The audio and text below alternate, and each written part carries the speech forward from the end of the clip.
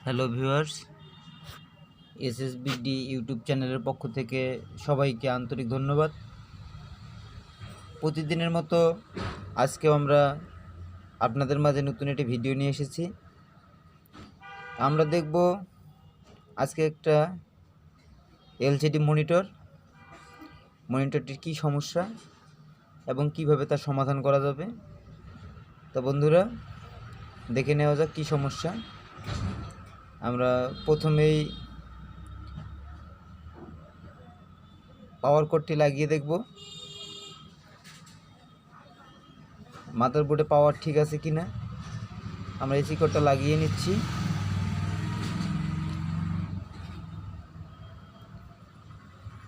পাওয়ার আসতেছে না, দেখতেইছেন না, পাওয়ার নাই, পাওয়ার ইন্ডিকেটর জ্বলতেছে না। এখন আমাদেরকে ওপেন করে দেখতে হবে কি সমস্যা, পাওয়ার সমস্যা নাকি মাদারবোর্ড সমস্যা। তা বন্ধুরা, আপনারা সবাই আমাদের সঙ্গে থাকুন, আমরা একটু ওপেন করে দেখব। এবং আমাদের চ্যানেলে নতুন হলে চ্যানেলটি সাবস্ক্রাইব করে বেল বাটনটি ক্লিক করে রাখুন, তাহলে আমাদের নতুন নতুন ভিডিও সবার আগে পেয়ে যাবেন। আর ভালো লাগলে লাইক দেবেন, কমেন্ট করে শেয়ার করে বন্ধুদেরকে দেখার সুযোগ করে দেবেন।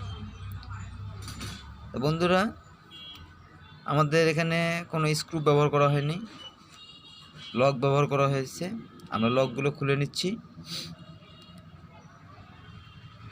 লকগুলো খোলার জন্য আমরা একটা ড্রাইভার ব্যবহার করেছি। ড্রাইভার দিয়ে হালকা হালকা করে চাপ দিলেই লকগুলো খুলে যাবে। আমরা লকগুলো খুলে নিচ্ছি এবং ওপেন করে নিলাম। এখন আমাদের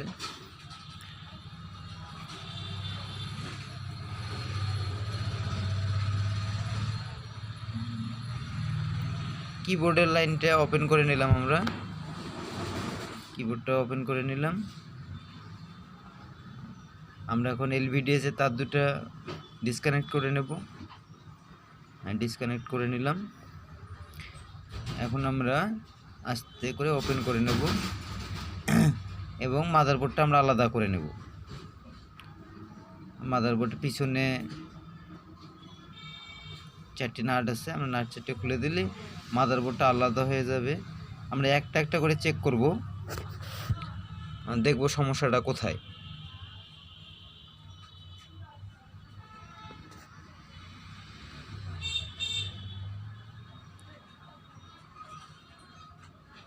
আমরা সিস্টেম বোর্ডটা আলাদা করে নিলাম।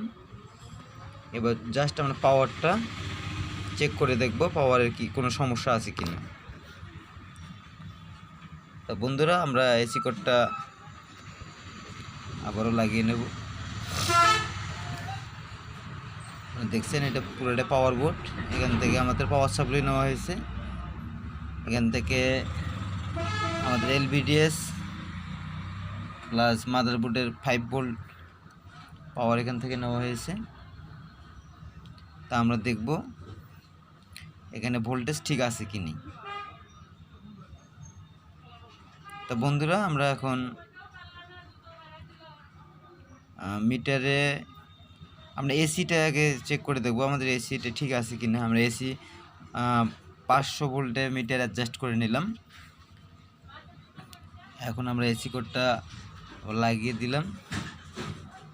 দেখতে পাচ্ছেন আমাদের এসি ঠিক আছে, এসি বোর্ডে চলে যাচ্ছে। এখন আমরা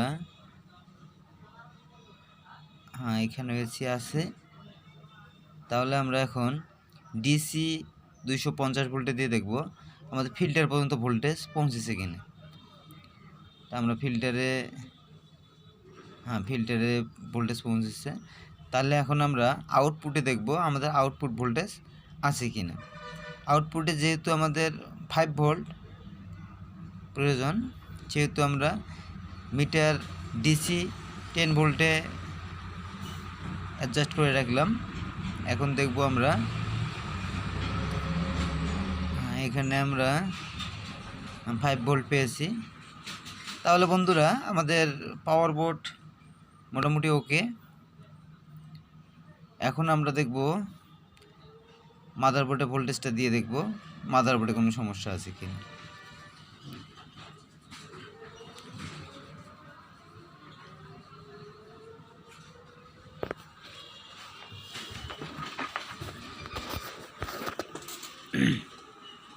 আমরা মাদারবোর্ডে আউটপুট ভোল্টেজটা ইন করে নিলাম। এখন মাদারবোর্ডে আমরা দেখব ভোল্টেজ ঠিকমতো কাজ করতেছে কিনা। আমরা আবারও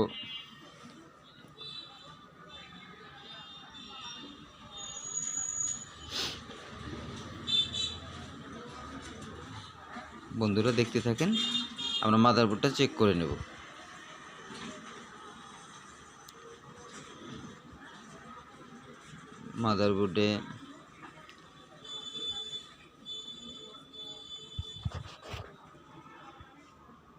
মাদারবোর্ডে ইন ভোল্ট ঠিকই আছে। তা আপনাদের দেখার জন্য আমরা মিটারটা আবার আপনাদের কাছে নিয়ে আসলাম। মাদারবোর্ডে 5 ভোল্ট শর্ট হচ্ছে না।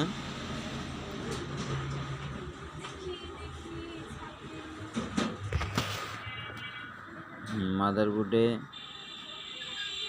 প্যানেল ভোল্টেজ আছে,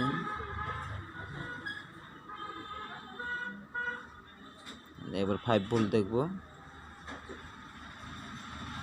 ও আইআর ভোল্টেজ আছে, আমাদের ইন্ডিকেটর ভোল্টেজ আছে, কিন্তু আমাদের ইন্ডিকেটরটা সমস্যা থাকতে পারে, কিন্তু চালু হচ্ছে না। আমরা দেখব কী কারণে চালু হচ্ছে না।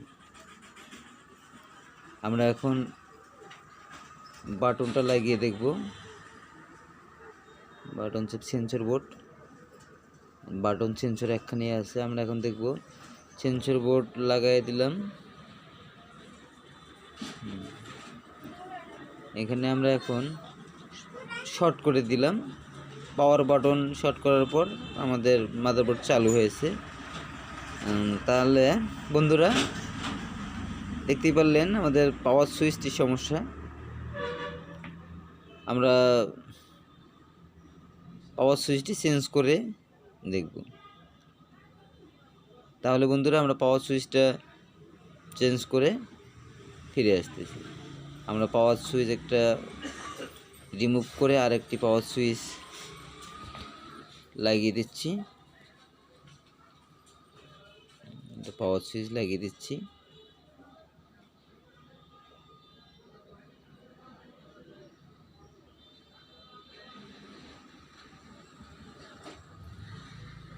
এখন আমরা দেখব পাওয়ার সুইচ প্রেস করার পর আমাদের মাদারবোর্ডটি চালু হচ্ছে কিনা।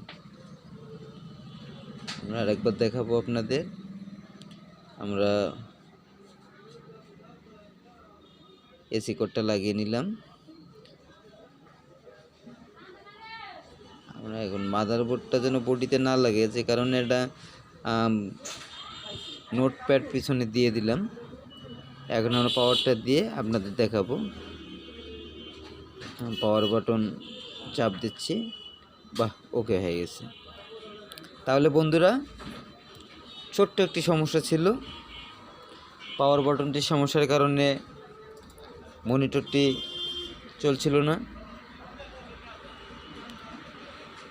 এখন আমরা মনিটরটা ফিটিং করে দেখব সব কিছু ওকে আছে কিনা। তা বন্ধুরা আমরা মনিটরটা একদম পারফেক্ট করে ফিটিং করে দেখতেছি। ততক্ষণে যারা আমাদের চ্যানেলে নতুন, অবশ্যই আমাদের চ্যানেলটি সাবস্ক্রাইব করে আমাদের পাশে থাকা বেল আইকনটি ক্লিক করে রাখুন নতুন ভিডিও সবার আগে পেতে। এবং ভালো লাগলে কমেন্ট করবেন, লাইক দেবেন এবং শেয়ার করে বন্ধুদের দেখার ব্যবস্থা করে দেবেন।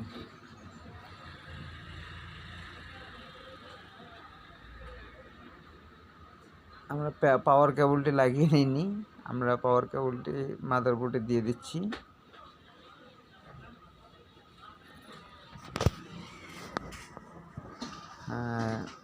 এখন পাওয়ার কেবলটি লাগিয়ে নিলাম।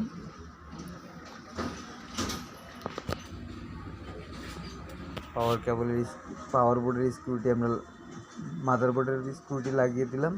এখন আমরা ফাইনালি ফিটিং দেব।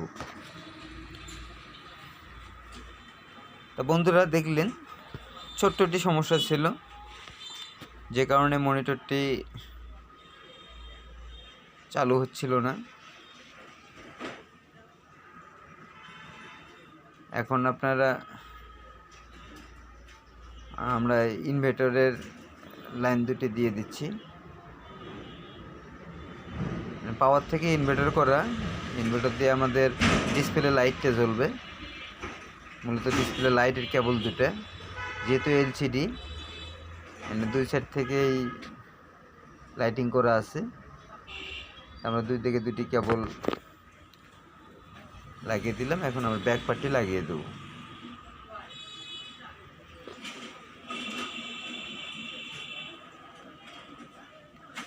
মানে ডিসপ্লেটা মূলত আমাদের ব্যাক পার্টেই বসিয়ে নিতে হয়, তাহলে সুন্দর একবারে ফিটিং হয়ে যাবে। আমরা ব্যাক পার্টটা লাগিয়ে আবার উল্টিয়ে নিয়ে ডিসপ্লেটা ভালোভাবে জায়গা মতো বসিয়ে দিয়ে ফিটিং করে দেব।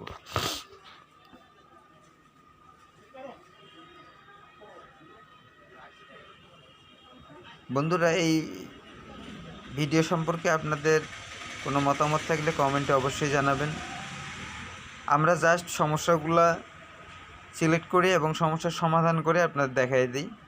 আমরা ডিটেলসে আপনাদেরকে জানানোর চেষ্টা করব পরবর্তী ভিডিওতে। কিন্তু জাস্ট যেহেতু আমাদের সার্ভিসিং সেন্টার, আমরা এখানে সার্ভিসিং করে থাকি, তা আমরা জাস্ট কাস্টমারের যে সমস্যা নিয়ে আসি সেই সমস্যাটাই সমাধান করে দেই এবং আমরা চেষ্টা করব ডিটেলসে আপনাদেরকে বলার জন্যে।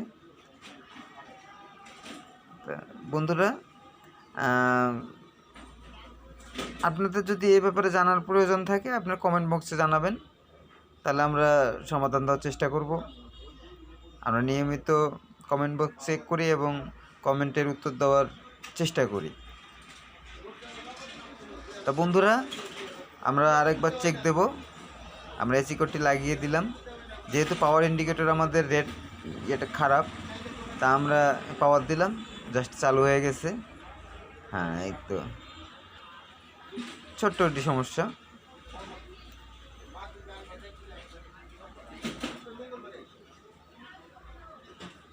বন্ধুরা, সবাই ভালো থাকবেন। আমার ভিডিওটি সম্পূর্ণ দেখার জন্যে আপনাদেরকে ধন্যবাদ। আবারও দেখা হবে। আশা রেখে আজকের মতো এ পর্যন্তই। Bye bye.